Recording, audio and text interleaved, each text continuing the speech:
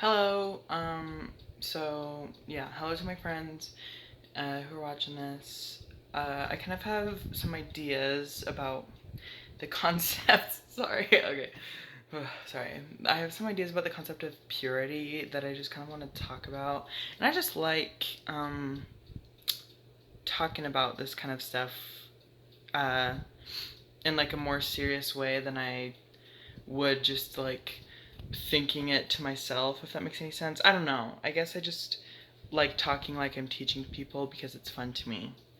Um, but all of that is irrelevant to today's topic, which is, like I said, purity. So this all kind of sparked when I watched this YouTuber, Broe de Chanel, I believe is how you pronounce the name.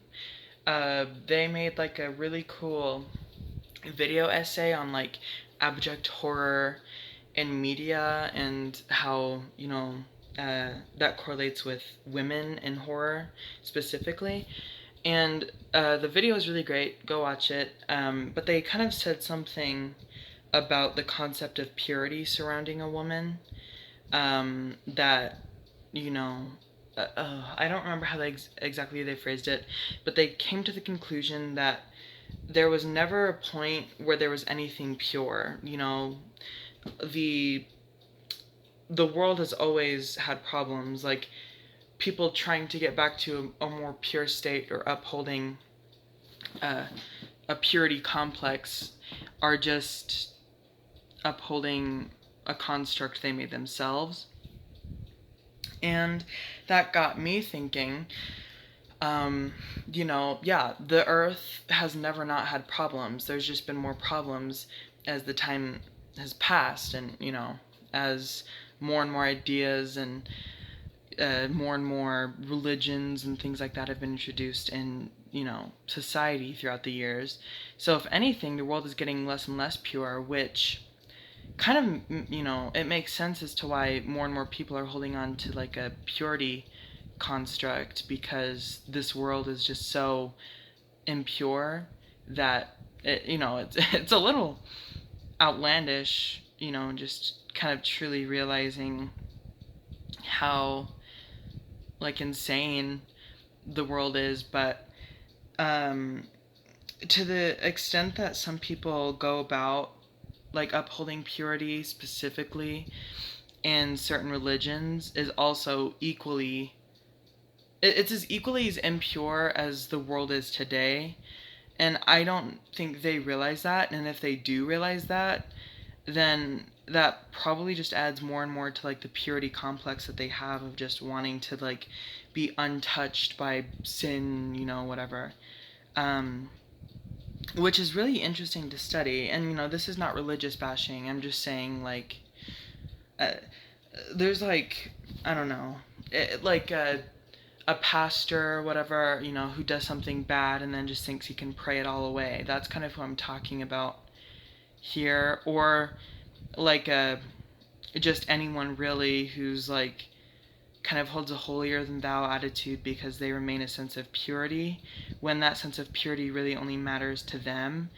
And the act of, you know, holding yourself to a higher standard is kind of impure, right? Like, I don't know, it's just a weird system. Like, the idea of purity is just such a weird system that, like, kind of bites its own tail almost. Like, purity might as well be a religion by itself because it's so complex outside of, like, Christianity and, you know, where it was very prominent, around my area. Um, so, you never really think about that, because whenever you see like a pure character depicted in media, your first thought is to just kind of be like, oh, like, yeah, they're a pure character. Um, but it's like, what do they really represent? I don't know if I'm kind of rambling a little bit because I didn't really prepare. I just had these ideas, but um, a pure character being held to such a high standard by people viewing in is kind of like all of those different gazes and all of those different expectations set on that character kind of make the pureness of said character, obsolete, right? I mean, because if we're talking about individual purity, then it's like strictly yourself and how you maintain yourself. So if you're looking to get validation for being so pure, then not only does that act of like attention seeking, and I'm not speaking on, like, when I say attention seeking, I'm not speaking on my own beliefs. I'm speaking on like, you know, like a lot of religious views where it's like, if you seek validation, you're just kind of attention seeking. But then they have like these pure figures who are like idealized by the community, and some of the pure figures try to be idolized, which within itself is impure, according to them. So yeah, and then everyone putting you on a pedestal and thinking of you with their own thoughts is also impure. So it's just strange how ideation works within like Christianity and stuff, because it's like they say one thing and then do the other with intent to do something that follows the direction of what they had said, which is just kind of interesting. And it doesn't necessarily, I'm not going to sit here and be like, oh, that goes to show blah blah blah blah blah. It's like interesting how there's like an element of suspension of disbelief, because you can't, I'm sure that's not lost on people that partake in like purity culture and things like that, or specifically with like the whole idea of like a woman being pure, like thinking of acts that make a woman not pure is impure within itself. So then that just makes you a hypocrite if you are if you are upholding purity culture. And yeah, I don't think that's lost on a lot of people, but I just think a lot of people choose to ignore that, and see what they want to see, which is not the pure version of things. Choosing to see what you want to see is not an inherently bad thing, but it's not pure. But there's really nothing that is pure.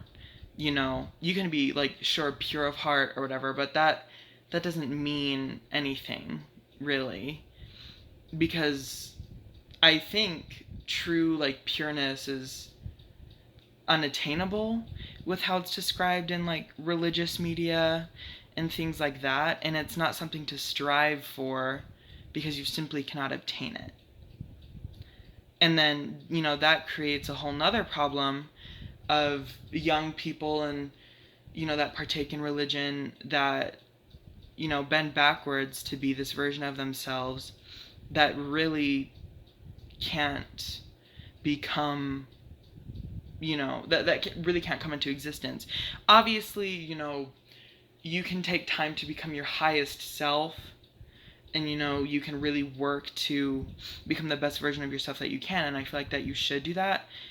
But the expectations that purity culture puts on people is to just become like not only your best self, but like your best self in the eyes of like this God who is painted as like a mighty holy figure. And it's just scary, first of all, to be young and have to unpack religious trauma in your adulthood, and all of this because adults, or not just adults in this scenario, kind of throw this idea of pureness in your face, where it's like working to be your highest self is not even really enough. You have to completely devote yourself to this idea that is, frankly, fiction. So, yeah, those are just my kind of ideas on purity culture. Yeah.